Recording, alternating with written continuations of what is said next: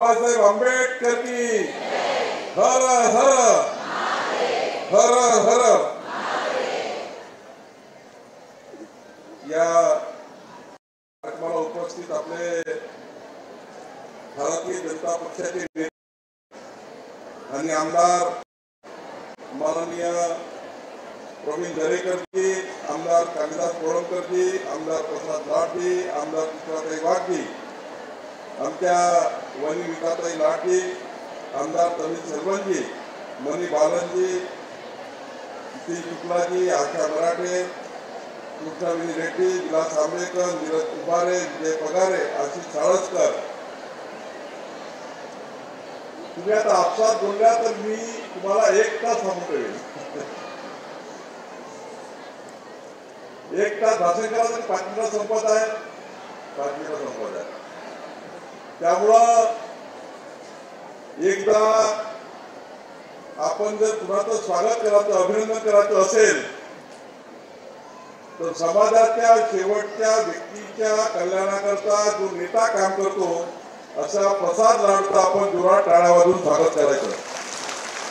कारण प्रसाद लाड यांनी समाजामध्ये आणि समाजाच्या शेवटच्या व्यक्तीकरता, आमच्या महिला भगिनीच्या कल्याणाकरता मोठ्या प्रमाणावर विधानमंडळामध्ये आपला प्रश्न उचलून आणि माननीय देवेंद्रजींच्या नेतृत्वातल्या सरकारकडनं आणि या ठिकाणी माननीय प्रधानमंत्री महोदयाच्या या योजनेतनं, प्रधानमंत्री खरीद योजनेत या ठिकाणी मोठ्या प्रमाणात पैसे उपलब्ध झाले।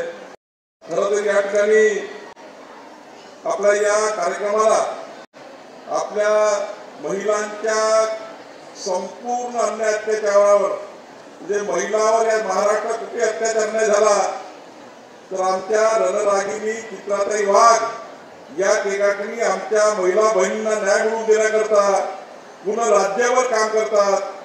येणाऱ्या महिला दिवसाच्या निमित्त मी तुमचे आणि चित्राताईचे या ठिकाणी खऱ्या अर्थाने अभिनंदन करतो। या ठिकाणी चित्राताई सांगितलं खरं आहे, अनेक वर्ष महिलांना न्याय देण्याकरता, महिलांच्या उत्थानाकरता, आमच्या बहिणींना, आमच्या लाडक्या बहिणींना या प्रमुख आपल्या भारताच्या प्रमुख या ठिकाणी व्यवस्थेमध्ये आणण्याकरता खूप लोकांनी घोषणा केल्या, पण कुठलेही निर्णय आतापर्यंत सरकारने घेतले नाही।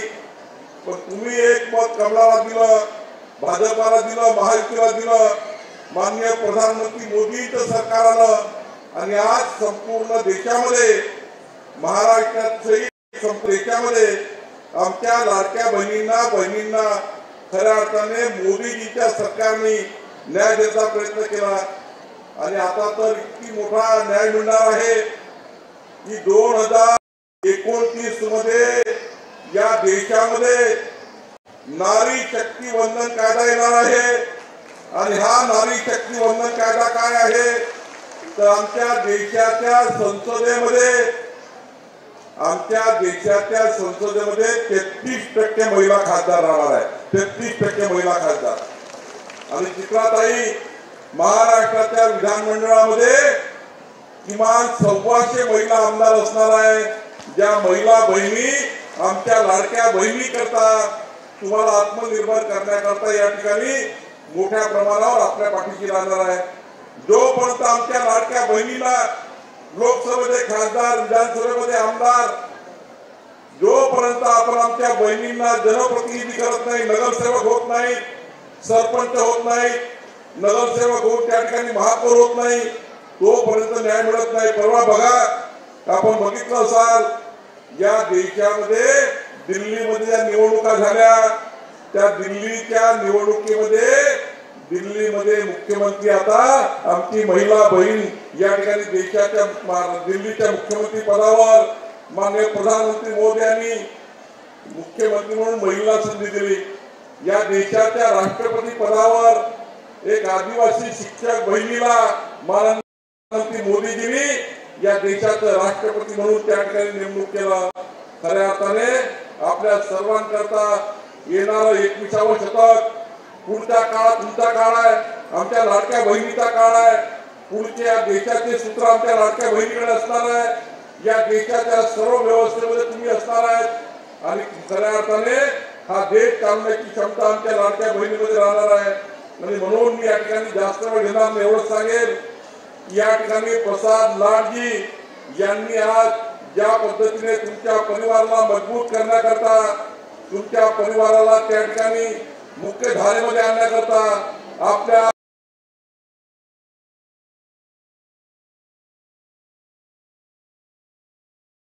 करण्याकरता ज्या पद्धतीने उपक्रम केला आहे, मी माननीय राज्याचे मुख्यमंत्री देवेंद्र फडणवीसजी तुम्हाला खऱ्या अर्थाने शुभेच्छा देण्याकरता या कार्यक्रमाला आलो आहे। खरं तर माननीय प्रवीण दरेकरचं मी अभिनंदन करतो। त्यांनी सांगितलं केवळ कांदा मशीन नाही, केवळ सिलाई मशीन नाही, पण रोजगार निर्मिती करण्याकरता जेवढं कर्ज लागेल ते कर्ज आपली मुंबई बँक देईल आणि बिना व्याजी तारण कर्ज देईल। हा निर्णय त्यांनी करून दाखवला। खऱ्या अर्थाने एक मोठा निर्णय प्रवीण दरेकरजींनी केला। आमच्या ताईंनी महाराष्ट्रामध्ये 35 च्या वर ठिकाणी महिलांच्या बेरोजगार सहकारी संस्था उघडल्या आहेत आणि आमच्या ठरवलं आहे की 35,000 आपल्या ज्या सोसायटी आपण तयार केल्या आहे त्या सोसायटींना सरकारच्या माध्यमातून कामं मिळाले पाहिजे। येणाऱ्या काळामध्ये मुंबई महानगरपालिकेमध्ये सुद्धा कामं मिळाले पाहिजे याकरता योजना तयार केली आहे। मुंबईच्या महिलांच्या बेरोजगार सहकारी संस्थांना चित्राताईच्या माध्यमातून या ठिकाणी मोठ्या प्रमाणावर त्या ठिकाणी डेव्हलपमेंटचे कामं मिळणार आहेत। याकरता आपल्याला पुढे जायचं आहे आणि आता तर माननीय मुख्यमंत्री देवेंद्र फडणवीसजी आणि माननीय प्रधानमंत्री नरेंद्र मोदीजी यांनी सूर्यघर योजना आणलेली आहे। ही सूर्यघर योजना पुढच्या काळामध्ये आमच्या प्रत्येक घरावर धारावी असो की त्या ठिकाणी तमिळ सेल्वंजी अपना सायन कोडीवाला हो, अपने कालिदास कोलंबकर जी, अभी हमको सबको सूर्यघर देना है।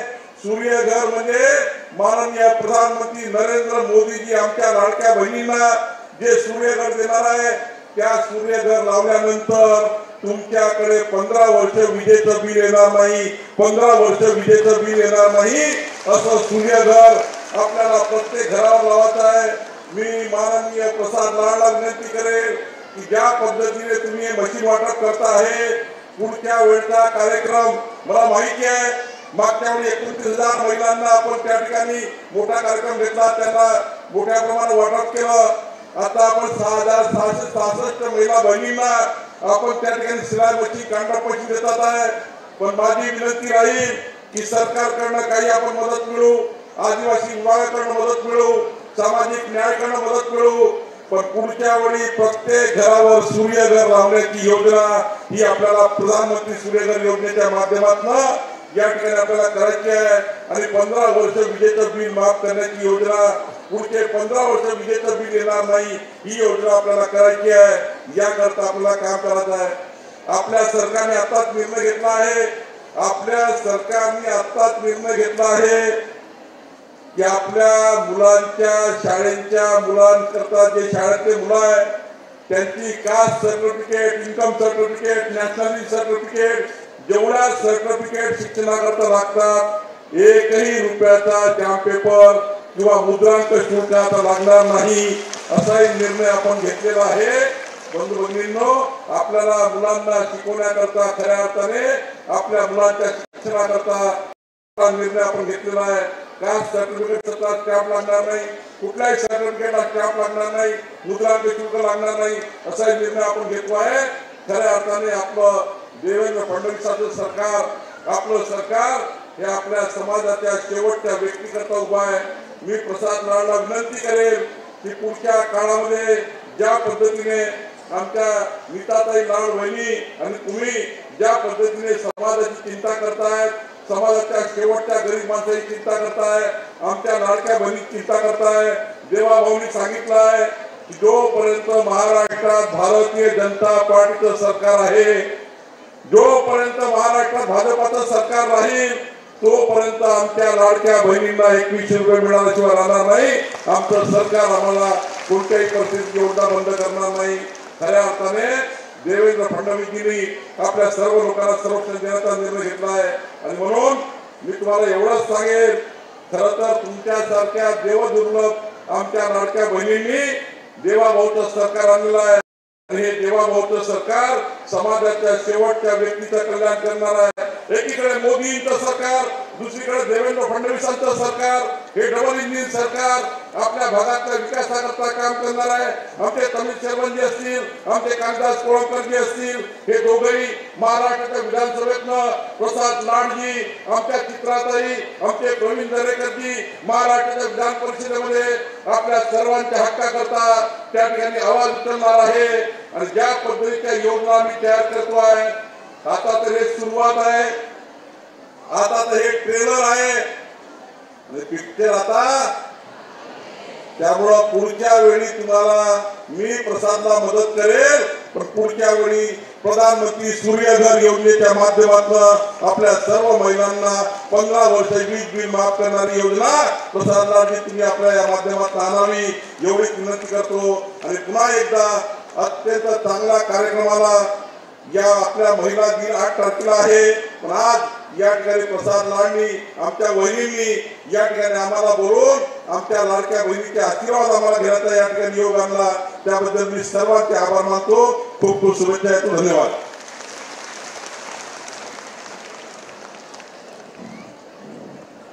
असतील त्यांनी